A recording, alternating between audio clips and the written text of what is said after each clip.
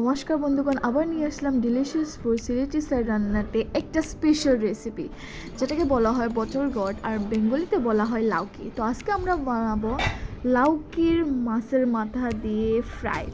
তো দেখেছেন আমরা লাউকি অলরেডি কেটে নিয়েছি, মাছটা আমরা ফ্রাই করে নিয়েছি অলরেডি। আর এখন কড়াই বসায় তেল বসায় আমরা আবার মাছকে একটু ড্রাই ফ্রাই করে নেব, যেহেতু একটু টেক্সচারের জন্য প্লাস একটু ক্রিস্পিনেসের জন্য। তো মাছের মাথাটা আমরা ফ্রাই করে একটু দেরি পরে রেখে দেবো। তারপরে আবার কড়াই বসে এটা দিয়ে দেবো শুকনো লঙ্কা। শুকনো লঙ্কা কেন, শুকনো লঙ্কা আর তেজপাতা দিলে ফ্লেভারটা ভালো আসে।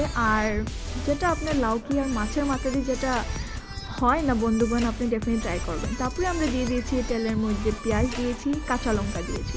কাঁচা লঙ্কা আপনি স্কিপও করতে পারেন, বাট আমি দিই, আমার অনেকে ভালো লাগে কাঁচা লঙ্কা।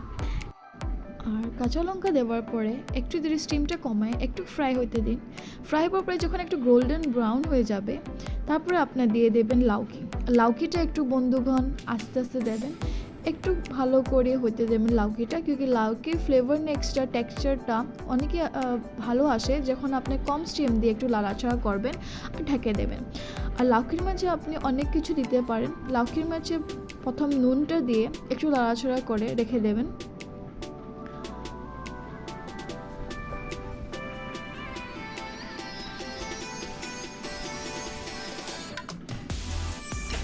আমরা দেখছেন বন্ধুগণ নুনটা দিয়ে দিয়েছি। তারপরে আপনি একটু পরে দিয়ে দেবেন হলদি। হলদিটা দেওয়ার পরে একটু দেরি পরে আপনারা আবার দিয়ে দেবেন জিরা। তারপরে একটু পরে আপনারা আবার দিয়ে দেবেন ধনিয়া।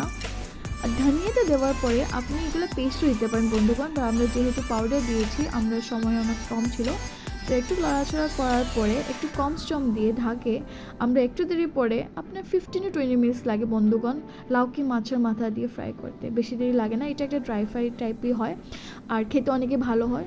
আপনি ভাতের সঙ্গে বা রুটির সঙ্গেও খেতে পারেন। একটু দেরি পর আপনার লাউকি, আর বেশি দিন নেই বন্ধুগণ, আমরা হয়ে গিয়েছে লাউকি উইথ মাছের মাথা দিয়ে ফ্রাই রেডি। আর ভিডিওটা ভালো লাগে লাইক, সাবস্ক্রাইব আর শেয়ার করবেন বন্ধুগণ। Bye bye.